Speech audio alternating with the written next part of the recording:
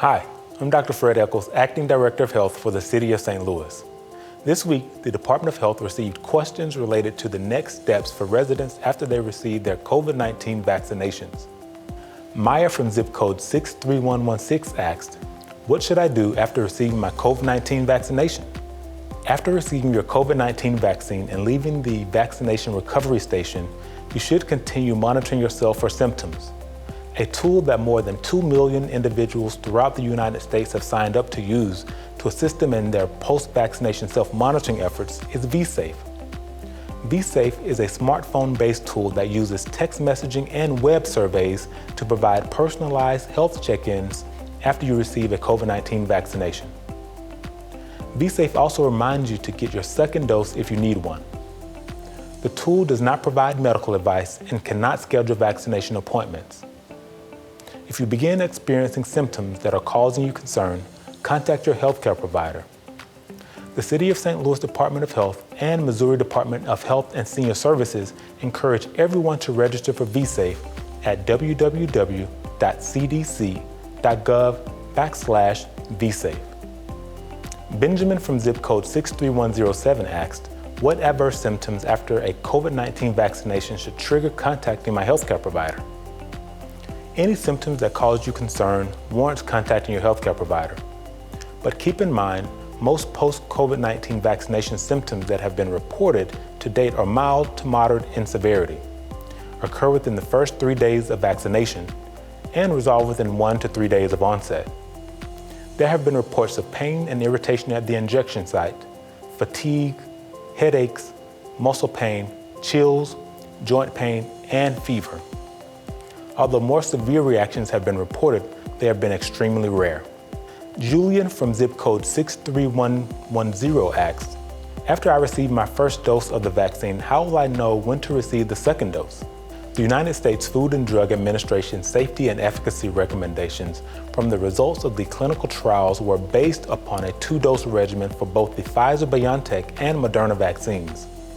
After you receive your first dose, you will receive a card before you leave the vaccination site. The card will have your name, the name of the vaccine you received, and the date you should receive your second dose. The vSafe application will also remind you when you should receive your second dose. The City of St. Louis Department of Health recommends you not post or share your vaccination card on social media because it has confidential health information. Posting your card on social media may also increase your risk for identity theft and being a target of many scams that have been launched by persons who mean to do harm to others. You will be notified by a text, email, or phone message before the date of your second dose, informing you where and what time to report for your second vaccination. Evelyn from zip code 63115 asked, "Can I stop taking safety precautions after getting the COVID-19 vaccine?" Public health officials want to learn more about the protection that the COVID-19 vaccines approved under the Food and Drug Administration's Emergency Use Approval Authority provides and how long immunity lasts before changing safety recommendations. They are reviewing factors such as how many people get vaccinated and how the virus is spreading in communities to make these recommendations. In the meantime, the City of St. Louis Department of Health is asking residents to continue following established health and safety precautions for avoiding becoming infected with the SARS-CoV-2 virus, the virus that causes COVID-19. These precautions include: 1. Continue to wear face coverings in public places. 2. Continue practicing social distancing and remain 6 feet away from others not in your immediate household and anyone who is sick or has COVID-19 symptoms, especially if you have a higher risk of serious illness. 3. Stay home if you're sick. And 4. Continue practicing good hygiene by washing your hands often with soap and water for at least 20 seconds, or if soap and water are not available, please use alcohol-based hand sanitizer that contains at least 70% alcohol. Thank you, Maya, Benjamin, Julian, and Evelyn for submitting questions, and thank you to everyone who tuned in this week.